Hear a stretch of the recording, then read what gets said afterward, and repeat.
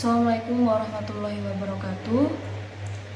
Saya Rizka Almayana Rohman, NIM C91219143 dari Prodi Hukum Keluarga Islam semester 4. Di sini saya akan menjelaskan tentang analisis kasus Pulau Gate 1 berdasarkan hukum acara pidana untuk memenuhi tugas mata kuliah hukum acara pidana yang diampu oleh Bapak Dr. Andes Haji Imron Rosyadi, SH.MH. Sebelum masuk ke materi, sebelumnya saya akan membuka sebuah pendahuluan sebagai awalan yang tentunya berhubungan dengan Pulau Gate. Banyaknya kasus-kasus yang melibatkan nama Bulog sebagai penyetabil harga pokok membuat Bulog seakan-akan tidak lagi dipercaya oleh masyarakat. Kasus yang sangat menyita perhatian publik kala itu adalah tentang Pulau Gate.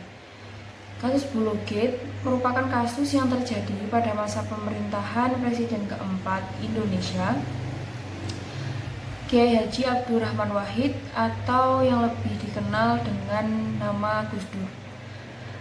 Kasus Pulau Gate begitu terkenal karena seringkali menjerat para petinggi negara. Kasus ini melibatkan nama Bulog serta jajaran pimpinannya. Gus Dur beranggapan bahwa Bulog sebagai badan yang bergerak di bidang logistik dapat digunakan untuk menanggulangi masalah-masalah yang terkait dengan logistik, baik itu dalam bidang sosial budaya, ekonomi, maupun dalam bidang politik. Gus Dur pun dengan leluasa dapat menggunakan dana dan materi dari Bulog dalam menghadapi masalah-masalah yang timbul. Namun, DPR menganggap bahwa kebijakan yang dilakukan oleh Gus Dur kurang tepat karena berpotensi menyebabkan perilaku korupsi. Sehingga Gus Dur mendapat memorandum dari DPR yang berakibat lengsernya Gus Dur dari kursi kepresidenan. Tidak hanya sampai di sini saja, kasus tentang penyelewengan uang di Bulog ini kembali terjadi. Kasus ini dilakukan oleh para pejabat tinggi negara lainnya. Kasus yang lebih dikenal dengan nama Pulau Gate 2 ini merupakan kasus yang pernah menguji penegakan supremasi hukum di Indonesia. Penyimpangan penyaluran dana non-budgeter Bulog ini merupakan pelanggaran hukum yang berujung dilakukannya penyidikan kepada para tersangka. Untuk yang selanjutnya, kita masuk ke materinya. Yang pertama, saya akan jelaskan terlebih dahulu mengenai pengertian dari hukum acara pidana sendiri. Yang dimaksud dengan hukum acara pidana yaitu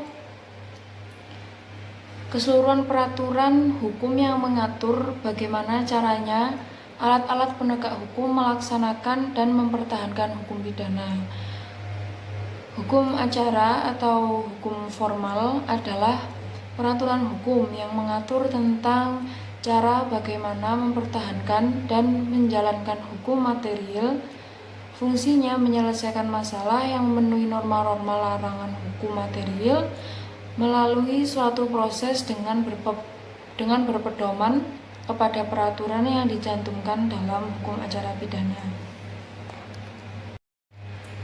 Sedangkan hukum acara pidana menurut beberapa ahli seperti Mulyanto merumuskan bahwa hukum acara pidana adalah bagian dari keseluruhan hukum yang berlaku di suatu negara yang memberikan dasar-dasar dan aturan-aturan yang menentukan dengan cara apa dan prosedur macam apa, ancaman macam apa, ancaman pidana yang ada pada suatu perbuatan pidana dapat dilaksanakan apabila ada sangkaan bahwa orang telah melakukan delik tersebut.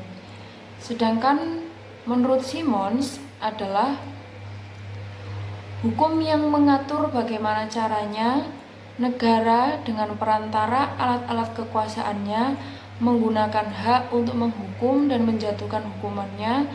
Dengan demikian, ia memuat hukum acara pidana. Yang kedua, fungsi dan tujuan hukum acara pidana. Tujuan hukum acara pidana telah ditentukan di dalam KUHP yang telah dijelaskan sebagai berikut.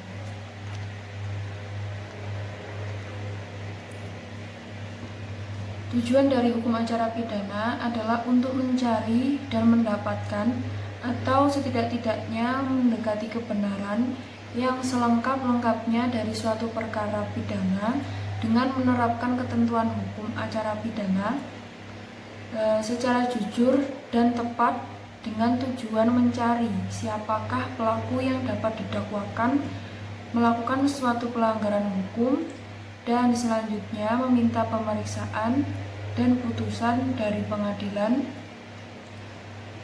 guna untuk menemukan apakah terbukti bahwa suatu tindak pidana telah dilakukan dan apakah orang yang didakwa itu dapat dipersalahkan. Sedangkan fungsi hukum acara pidana sebagaimana yang telah dikemukakan oleh Van Bemmelen, yaitu hukum acara pidana memiliki 3 fungsi. Yang pertama, mencari dan mengemukakan kebenaran. Yang kedua, pemberian keputusan oleh hakim. Yang ketiga, pelaksanaan keputusan. Dari 3 fungsi yang ada, poin kedua dan ketiga, yaitu mencari dan menemukan kebenaran, merupakan fungsi yang paling penting karena kedua fungsi bertumbuh pada upaya pencarian dan penemuan kebenaran. Setelah menemukan kebenaran yang diperoleh melalui alat bukti dan bahan bukti itulah hakim akan sampai kepada putusan yang kemudian dilaksanakan oleh jaksa. Yakni tahapan hukum acara pidana. Tahapan hukum yang pertama yakni penyelidikan. Penyelidikan adalah suatu tindakan penyelidik untuk mencari dan menemukan suatu peristiwa yang diduga sebagai tindak pidana guna menentukan dapat atau tidaknya dilakukan penyidikan menurut cara yang diatur dalam undang-undang. Yang kedua yaitu penyidikan. Merupakan serangkaian tindakan penyidik dalam hal dan menurut cara yang diatur dalam undang-undang untuk mencari dan mengumpulkan bukti yang dengan bukti itu bisa menemukan titik terang suatu tindak pidana yang sedang terjadi. Penyidik biasanya adalah pejabat polisi negara atau pegawai negeri sipil tertentu yang diberi wewenang khusus oleh undang-undang untuk melakukan penyidikan. Yang ketiga yaitu pra-penuntutan dan penuntutan. Pra-penuntutan merupakan wewenang penuntut umum pemeriksa dan meneliti berkas perkara yang diterima dari penyidik. Dan apabila berkas perkara tersebut belum lengkap, maka dikembalikan berkas perkara itu kepada penyidik disertai petunjuk untuk dilengkapi. Pra-penuntutan merupakan wewenang penuntut umum dan juga merupakan wewenang penyidik termasuk tindakan lainnya yang bertanggung jawab. Sedangkan penuntutan adalah tindakan penuntut umum untuk melimpahkan perkara pidana ke pengadilan negeri yang berwenang menurut cara yang diatur dalam undang-undang dengan permintaan supaya diperiksa dan diputus oleh hakim di sidang pengadilan. Penuntut umum adalah jaksa yang diberi wewenang oleh undang-undang. Yang keempat yaitu surat dakwaan. Surat dakwaan adalah surat atau akta yang memuat rumusan tindak pidana yang didakwakan kepada terdakwa yang disimpulkan dan ditarik dari hasil pemeriksaan penyidikan dan merupakan dasar serta landasan bagi hakim dalam pemeriksaan di muka sidang pengadilan. Yang kelima yakni upaya hukum.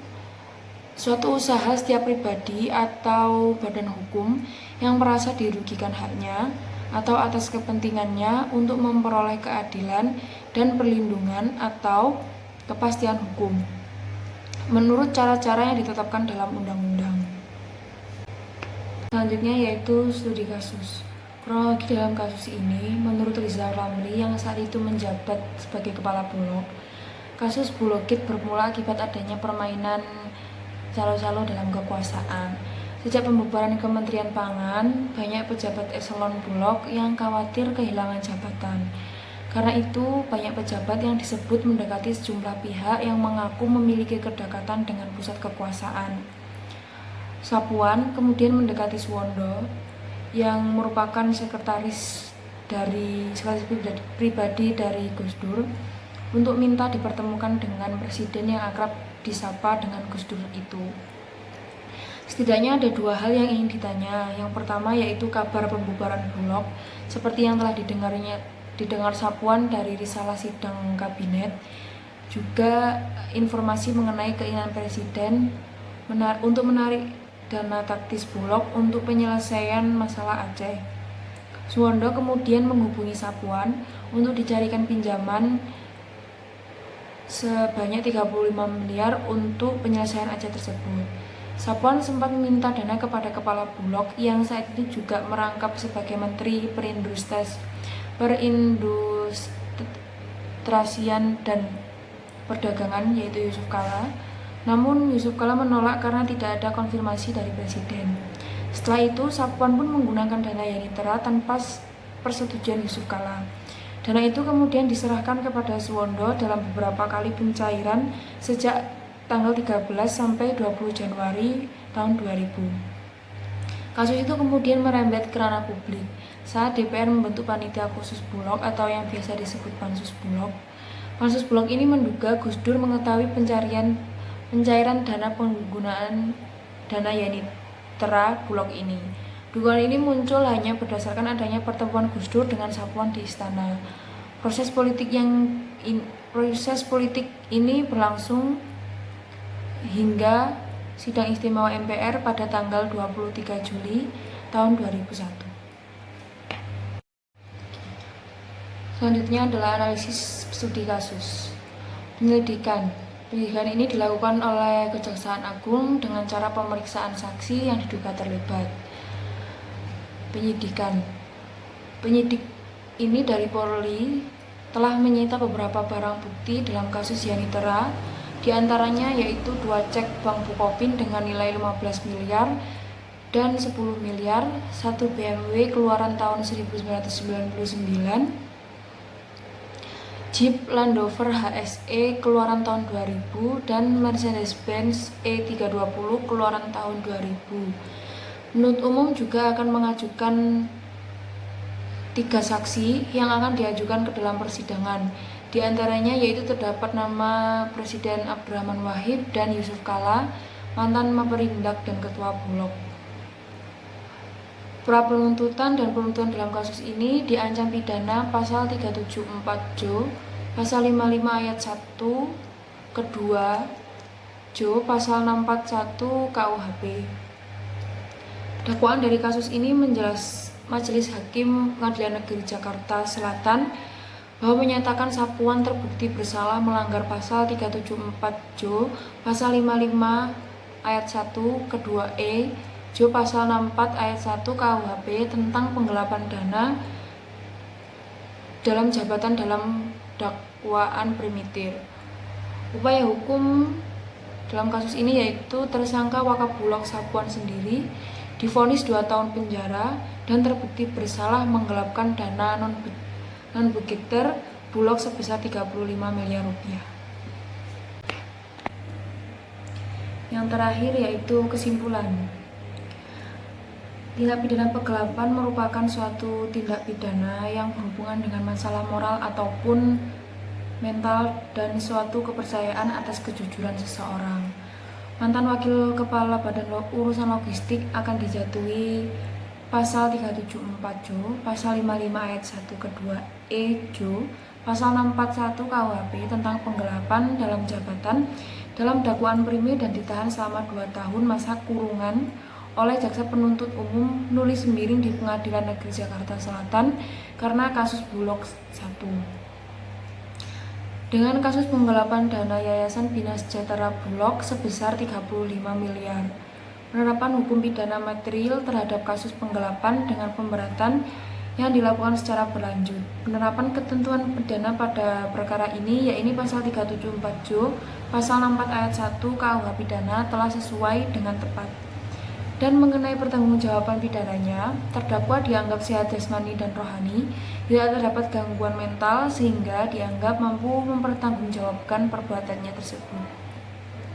Sekian dari saya, kurang lebihnya mohon maaf.